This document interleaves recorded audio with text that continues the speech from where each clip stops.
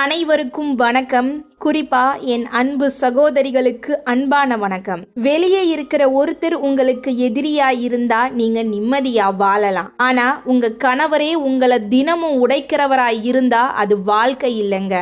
அது மெதுவா சத்தம் இல்லாம நடக்கிற மரணம். அவர் உங்களை அடிக்க மாட்டாரு, அவர் கத்த மாட்டாரு. ஆனா அவர் சொல்ற ஒவ்வொரு வார்த்தையும் உங்க மனசை கொஞ்சம் கொஞ்சமா கொல்லும். நீங்க எதற்கும் லாய்க்கில்ல, உங்களால எதுவும் செய்ய முடியாது, உங்க கனவு எல்லாம் வெறும் கற்பனைன்னு சொல்லி உங்க நம்பிக்கையை சிதைப்பாரு. நல்லா புரிஞ்சுக்கோங்க, இந்த வார்த்தைகள் அன்பு கிடையாது, அக்கறை கிடையாது. இது முழுக்க முழுக்க உங்களை அடிமைப்படுத்துற தந்திரம். உடம்பால ஒரு பெண்ணை அடிக்கிறவன் என்னைக்காவது ஒரு நாள் ஊர்கண்ணுக்கு குற்றவாளியா தெரிவான். ஆனா ஒரு பெண்ணை மனசால உடைக்கிறவன் வெளியில நல்ல கணவன்கிற முகமூடிய போட்டுக்கிட்டு வீட்டுக்குள்ளேயே சுதந்திரமா நடமாடுவான். ஒரு சகோதரியா நான் உங்களுக்கு சொல்றேன், யார் உங்களோட தன்னம்பிக்கையை அழிக்கிறாரோ அவர் உங்களுக்கு எதிரி. அவர் உங்க கணவரா இருந்தாலும் சரி. இந்த உண்மை கசக்கத்தான் செய்யும், ஆனா உண்மை எப்பவும் இனிப்பா இருக்காது சகோதரி. இப்போ நீங்க கேப்பீங்க, கணவர் தானே, பொறுமையா இருந்தா மாற மாட்டாரான்னு. இங்கதான் நீங்க ஏமாந்து போறீங்க. பொறுமையும் அடிமைத்தனமும் ஒண்ணு கிடையாது. உங்களை திருத்துறவன் கணவன், ஆனா உங்களை சுருக்கிறவன், உங்களை பயமுறுத்துறவன், உங்களை தினமும் மட்டம் தட்டுறவன் எதிரி. ஒரு கேள்வி கேட்கிறேன், மனசார பதில் சொல்லுங்க. நீங்க அழுததுக்கு அவர் என்னைக்காவது மாறி இருக்காரா? நீங்க விளக்கம் சொன்னப்போ அவர் உங்களை புரிஞ்சுக்கிட்டாரா? இல்லையே. ஏன்னா உங்க கண்ணீர் தான் அவருக்கு பலம், உங்க விளக்கம் தான் அவருக்கு விளையாட்டு. நீங்க எவ்வளவுக்கு எவ்வளவு பேசுறீங்களோ அவ்வளவு தூரம் அவர் உங்களை கட்டுப்படுத்த கத்துக்கிறாரு. அதனால உங்க சகோதரியாகிய நான் சொல்றத மந்திரமா நினைச்சுக்கோங்க. அழாதீங்க, கத்தாதீங்க, விளக்கம் சொல்லாதீங்க. இது பலவீனம் இல்ல, இது பயம் இல்ல, இதுதான் புத்திசாலித்தனம். இந்த வீடியோ உங்களை உடைக்க இல்லைங்க, உங்களை தட்டி எழுப்ப, உங்களுக்குள்ள தூங்கிக்கிட்டு இருக்கிற அந்த சிங்கப்பெண்ணை எழுப்ப. கணவரே எதிரியா இருந்தா ஒரு பெண் என்ன செய்யணும்? இப்போ நான் சொல்ற இந்த 10 விஷயத்தை மட்டும் உங்க மனசுல ஆழமா பதிய வைங்க. வீடியோக்குள்ள போறதுக்கு முன்னாடி நீங்க நம்மளுடைய சேனலுக்கு புதுசு அப்படின்னா நம்ம சேனலை சப்ஸ்கிரைப் பண்ணிட்டு வீடியோவுக்கு லைக்கும் போட்டுட்டு அப்படியே ஹைப்ங்கிற ஆப்ஷனை கிளிக் பண்ணி விடுங்க. அப்பதான் இந்த பயனுள்ள வீடியோ இன்னும் பல பேருக்கு சென்றடைய உதவும். வாங்க ஆரம்பிக்கலாம். முதல் விஷயம், உணர்ச்சியை மூடுங்க. சகோதரியே, ஒரு உண்மையை புரிஞ்சுக்கோங்க. அவங்க உங்களை முதல்ல தாக்குறது உங்க உடம்ப இல்ல, உங்க மனச. அவர் அடிக்காமலே வார்த்தையால உங்க மனசுல காயத்தை உருவாக்குவாரு. அவர் என்ன நினைப்பாரு தெரியுமா? நீங்க அமைதியா இருந்தா பயந்துட்டீங்கன்னு நினைப்பாரு, பொறுமையா இருந்தா பலவீனம்னு நினைப்பாரு. அங்கதான் நீங்க தப்பு பண்றீங்க. அவர் கிண்டல் பண்ணதும் உங்க முகம் மாறுது, அவர் அவமானப்படுத்தினதும் உங்க கண்ணுல தண்ணி வருது. அந்த ஒரு நிமிஷம் அவர் ஜெயிச்சிட்டாரு. உங்க கண்ணீர் அவருக்கு போதை மாதிரி. அதனால இனிமே அவர் என்ன சொன்னாலும் உங்க முகத்துல எந்த உணர்ச்சியும் காட்டாதீங்க. உள்ளுக்குள்ள வலி இருக்கலாம், ஆனா வெளியில சிலையாட்டம் நில்லுங்க. நீங்க அழுதா அவர் மாற மாட்டாரு, நீங்க கோபப்பட்டா அவர் பயப்பட மாட்டாரு. அதனால இனிமே எதிர்வினை காட்டாதீங்க. உங்க அமைதி அவரை குழப்பணும். ஏன் இவங்க பதில் சொல்லல, ஏன் இவங்க அழலன்னு அவர் யோசிக்கணும். அதுதான் உங்களோட முதல் வெற்றி. உணர்ச்சியை மூடி வைங்க, ஆனா கண்ணை மூடிடாதீங்க. இரண்டாவது விஷயம், வார்த்தையால இல்ல வளர்ச்சியால பதில் சொல்லுங்க.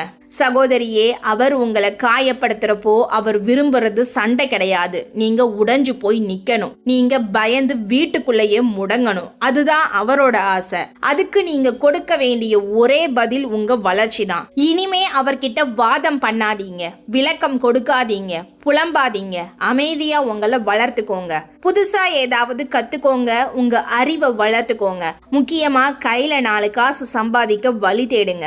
ஏன்னா பணம் இல்லாத பெண்ணை யாரு வேணாலும் கட்டுப்படுத்தலாம், ஆனா தன்னோட கால்ல நிக்கிற பெண்ணை யாராலும் ஆள முடியாது.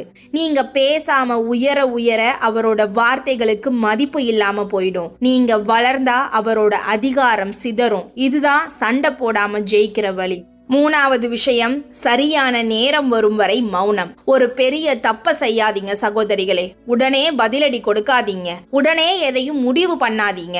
ஏன்னா தலைக்கணம் பிடிச்ச ஒவ்வொருத்தனும் என்னைக்காவது ஒரு நாள் கண்டிப்பா தப்பு செய்வான். அது வரைக்கும் நீங்க காத்திருங்க.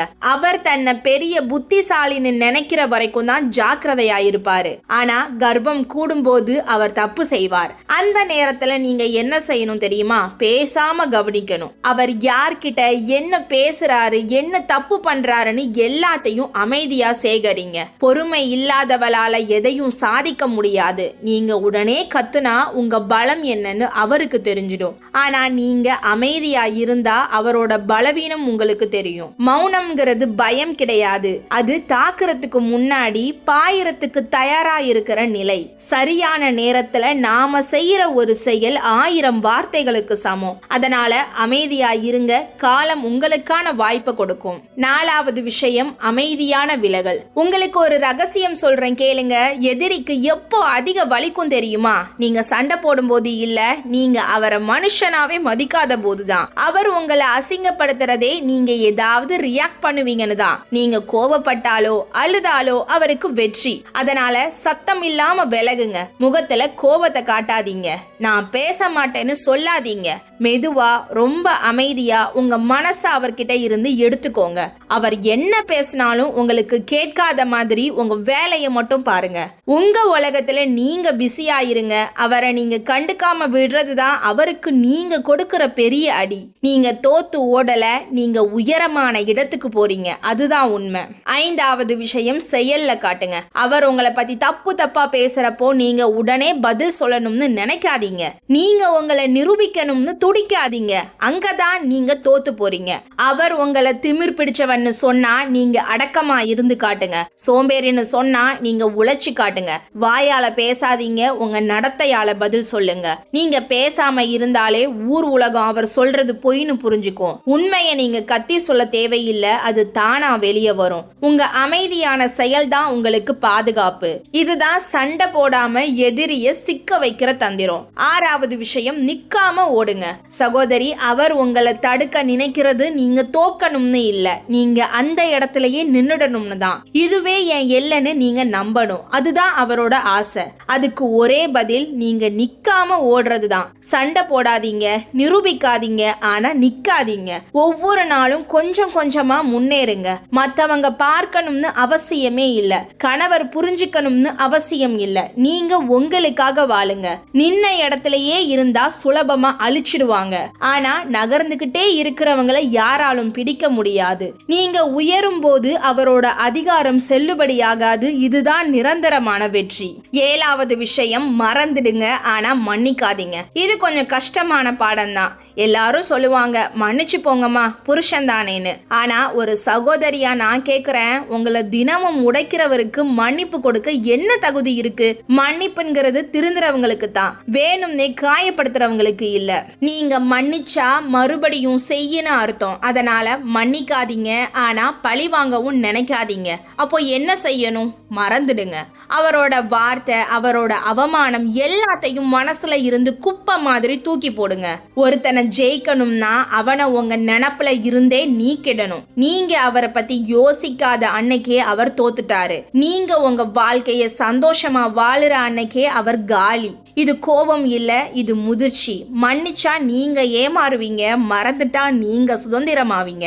8வது விஷயம், ரகசியமே உங்க கவசம். இது ரொம்ப முக்கியமான விஷயம் சகோதரிகளே. உங்க கணவர் உங்களை எதிரியா பார்க்கிறப்போ உங்க திட்டங்களை அவர்கிட்ட சொல்றது தற்கொலைக்கு சமம். மனசுல நினைக்கிற விஷயத்த வெளியே சொல்லாதீங்க. அது முடியிற வரைக்கும் ரகசியமா பாதுகாத்துக்கோங்க.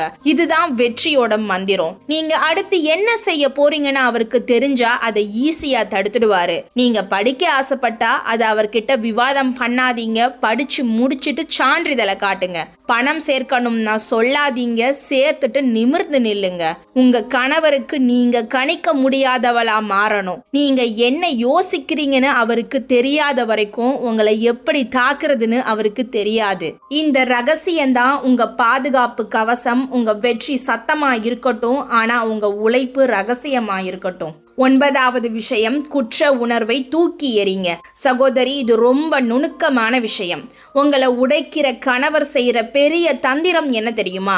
எல்லா தப்புக்கும் நீங்க தான் காரணம்னு உங்களை நம்ப வைப்பாரு. அவர் கோபப்பட்டா அதுக்கு நீங்க தான் காரணம்னு சொல்லுவாரு. வீட்டுல என்ன பிரச்சனை வந்தாலும் அது உங்க ராசின்னு சொல்லுவாரு. தயவு செஞ்சு இந்த பொய்ய நம்பாதீங்க. அவர் உங்க மேல திணிக்கிற அந்த குற்ற உணர்வை தூக்கி குப்பையில போடுங்க. தப்பு செய்யறது அவரு, அதுக்கு நீங்க பொறுப்பு இல்ல. உங்களை நீங்களே வெறுக்க வைக்கிறது தான் அவரோட திட்டம். அந்த வலையில விழாதீங்க.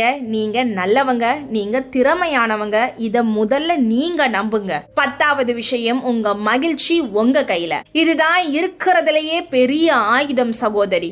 உங்க சந்தோஷத்துக்கான சாவிய உங்க கணவர் கையில கொடுக்காதீங்க. அவர் என்னைக்காவது பாராட்டுவாரு, என்னைக்காவது அன்பு காட்டுவாருன்னு எதிர்பார்த்து காத்து கிடக்காதீங்க. அந்த எதிர்பார்ப்பு தான் உங்களை பலவீனமாக்குது. உங்களுக்கான சின்ன சின்ன சந்தோஷங்களை நீங்களே உருவாக்கிக்கோங்க. பிடிச்ச பாட்டை கேளுங்க, பிடிச்சத சமைச்சு சாப்பிடுங்க. தனியா இருந்தாலும் ராணியா வாழுங்க. நீங்க எப்பவும் அவரை எதிர்பார்த்து நிக்கலன்னு அவருக்கு தெரியும் போது அவரோட ஈகோ உடையும். உங்க மகிழ்ச்சிக்கு அவர் தேவையில்லைன்னு நீங்க உணரும் போது நீங்க முழுசா ஜெயிக்கிறீங்க. என் அன்பு சகோதரியே, ஒரு விஷயத்தை மனசுல ஆழமா பதிய வைங்க.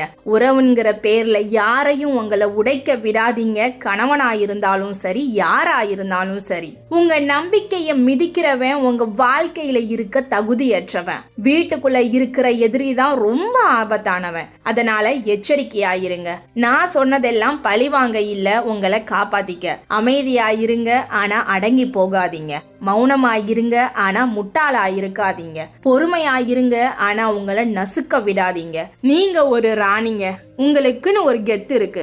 இப்போ நீங்க உங்களை ஒரு ராணியா உணர்ந்தா கமெண்ட்ல நானும் ஒரு ராணி அப்படின்னு டைப் பண்ணுங்க. ஒவ்வொரு அவமானத்தையும் ஒரு பாடமா மாத்துங்க. உடைஞ்சு போன பிறகும் நிமிர்ந்து நடக்கிற பொண்ணை பார்த்தாதான் எதிரிக்கு பயம் வரும். சண்டை போடாம ஜெயிக்கிறது தான் உண்மையான வீரம். உறவுகளின் பெயர்ல விஷத்தை குடிக்க போறீங்களா, இல்ல புத்திசாலியா மாறி அந்த விஷத்தையே உங்க வலிமையா மாத்த போறீங்களா? முடிவு உங்க கையில. கலங்காதீங்க. ஒரு சகோதரியா நான் இருக்கேன். தைரியமாயிருங்க. வெற்றி நிச்சயம். இந்த வீடியோ உங்க மனசுல ஒரு மாற்றத்தை உண்டாக்கி இருந்தா மறக்காம லைக் பண்ணுங்க. கஷ்டப்படுற உங்க தோழிகளுக்கும் சகோதரிகளுக்கும் இந்த வீடியோவை ஷேர் பண்ணுங்க. இது போன்று இன்னும் தைரியமான வாழ்க்கை பாடங்களுக்கு நம்மளுடைய சிந்திக்க சில நிமிடம் சேனலை இன்றைய சப்ஸ்கிரைப் பண்ணிட்டு கூடவே அந்த பெல் ஐகானையும் கிளிக் பண்ணுங்க. அடுத்த ஒரு மோட்டிவேஷனல் வீடியோவில் சந்திக்கிறேன். நன்றி.